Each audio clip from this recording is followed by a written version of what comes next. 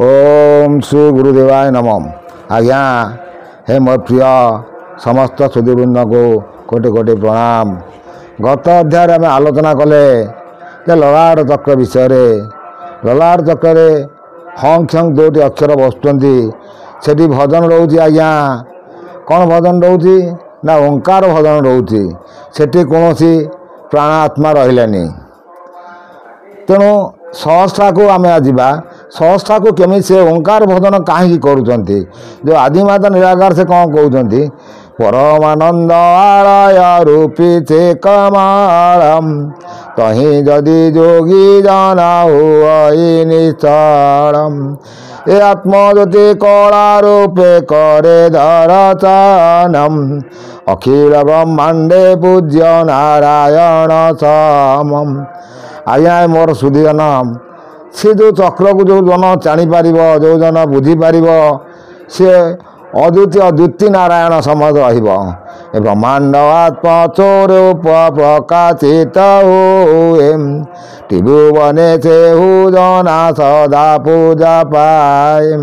से लोक तीन भुवन सदा पूजा पाइब कहीं आज्ञा ना सी कमलटा से भाई कमल। तापर आम आसवा अच्युत पचार प्रभु सहस्रा को केमी कौन रास्ता कौ पटे रास्ता समस्ते आजिकल तो समस्ते कहते आम सहस्रा को ब्रह्म दर्शन करूँ सहस्र ब्रह्मपुर से विषय से कौन कहते स्वयं निराकार कहते अच्युत को कौन कहते सर्वोपरि विराजित सहस्रार दलम कोटि सूर्य अटे से महाकमलम ये अधमुखे प्रपुष्टित अत्यंत रुचिरम निम्न भागरे द्वादश दल तई स्थिरम। से सहस्रार आज्ञा द्वादश दल स्थिर होगी रही। देखो आज्ञा हृदय चक्र द्वादश दल कंठ चक्र 16 दल किंतु ललाट चक्र 2 दल सहस्रार से द्वादश दल रखिंट कहीं रखिंट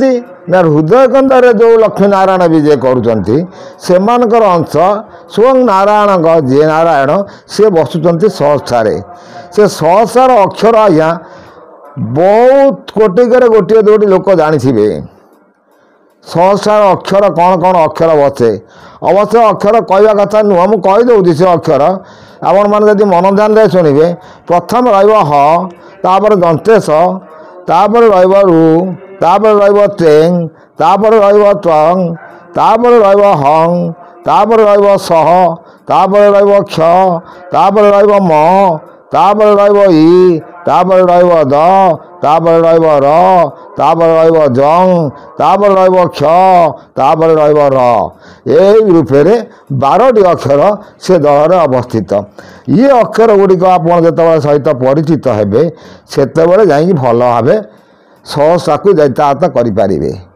सहस्रा को जावाई हेले आपन को मो बहुत बाटर बहुत चैनल माध्यम बहुत एथे बुझे जे पछपटे समस्ते कहते आम जा ब्रह्म दर्शन करूँ सी आज्ञा सब गोटे विभ्रांतिकर तथ्य। आउ से कौन कहते आपन को अक्षर मान कहीदेली ह स रू टेंग ट्रंग स क्ष म ई ब र सं क्ष र यही रूपे अवस्थित द्वादश अक्षरम निरंजन देवता निर्गुण निष्कामकुम या संगे जपुतांति सबद ब्रह्मकुम। देखो सेठी आज्ञा निरंजन देवता सी पुणी जपुंट सबद ब्रह्म को। ये ब्रह्मर आज्ञा केते जमती गोटे साधव कन्या को कहुला जे केते फरुआ भितर पद्म फूल भितर फरुआ ता भितर भंवर ता पाखे से जमती जीवनात्मा से भाई सी जो ब्रह्म पुरुष सी शब्द ब्रह्म सी निरंजन देवता सी स्वयं निरंजन देवता स्वयं नारायण अंश सी पुणी शब्द ब्रह्म को जपुंट से कौन जपुंट स्वयं परम ब्रह्म मूर्ति विजय चेतानम कोटि सूर्य सम प्रभा समदिचे अनुमानम ए कोटि चंद्र सुचितल घेनि विराजितम अग्नि सम तेजरे सहस्रदल स्थितम। से 100टा दल जोटा कहते सेठी 12टी अक्षर स्थित 12 दल पद्म ता भितर से यही रूपे हिसाब से रही विद्युत समान दंत त्रिकोण आकारम तही बास अटे चूर गण गुरुकारम ये अत्यंत गुप्त होइति शून्यतानम स्थान चिन्हिबा अटे अत्यंत कठिनम ये सूक्ष्मतान को शिव भक्त जेउमाने शिवतान बोली से भावुतांति मने देखो आज्ञा जो माने शिव भक्त से माने स्थान को शिवंकर स्थान बोली भावती जो माने वैष्णवगण आपको परम पुरुष बोली भावती जो माने शाक्त माने से माने माँ शक्ति माँ आदिशक्ति की से माने भावती यही पुरे एमाने अवस्थान करुँच जे से कौन कहते वैष्णवगण को परम पुरुषम विष्णुकर तान बोली करते प्रकाशम ये शक्त माने महाशक्ति धारी देवीकरम वासतान बेहा बोली करते विचारम प्रकृति पुरुषंकर शुद्ध स्थान बोली मुनीन्द्रगण कहते कौतूहल जे जार इष्ट देव ब्रह्म रूप ज्ञाने यही ताने निर्देश जे करुतांति मने जे जार इष्ट देव को ए स्थान बोली मने मने से माने सब स्मरण करती आउ से भी भल कथा कहते आम मैंने शुणा मुझे गीत आकार पढ़ी दूँ आपण मैंने शुणिपारे बहुत ज्ञान अर्जन हम जो जन सचार पद्म को चिन्ह आउ कौन कहे जन पद्म को जी चिन्ह से कौन हम ना चित्त सुसंजाम तार निश्चय परमात्मा रे मन करे थे विलीनम अन्य गटे निज प्राण करे पारे लीनम ए स्वर्ग मर्त्य पाताल रे आबधनु जन्म मृत्यु ए दुई बोले थे लभाई आकाश मने तार जनमयी शक्ति कमल वाक्य देवी तार मुख्य सदातांति वाक्य सिद्धि हुए तार परम पुरुषम रूपे बुझा पाए संसारे अवश्यम ये पूरा को ये शब्द को ये जो दल को जो लोक जापर जो लोक बुझीपर जो लोक जापर से पर काया प्रवेश कर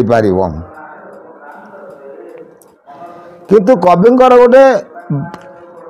तात्पर्य लिखिन तात्पर्य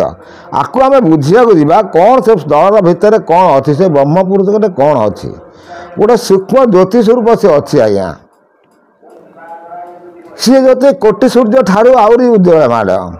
आ कोटि चंद्र ठारू आहरी सुशीतल कि देखो कोटि सूर्य पाखर जब उदीयमान से आहरी उत्तप्त जिनस थी पुणी कोटि सूर्य ठारू से सुशीतल माने केते सुशीतल थी सबू ता भितर किना परिपूर्ण होगी रही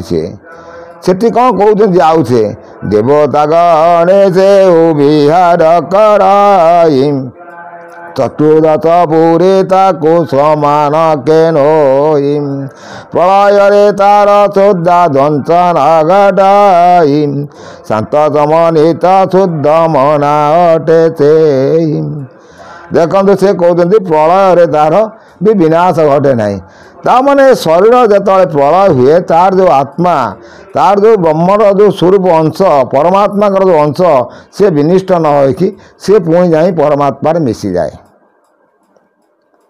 तेणु सी जो जीवन छाड़े जो तार आत्मा शरीर छाड़े से ब्रह्मपुर देकी से जाए तेणु ब्रह्मपुर को गतागत कर शक्ति बहुत कम लोकंकर एत सहजरे से छाड़देवनी आउ से कौन कहते आम नेक्स्ट अध्याय देखा।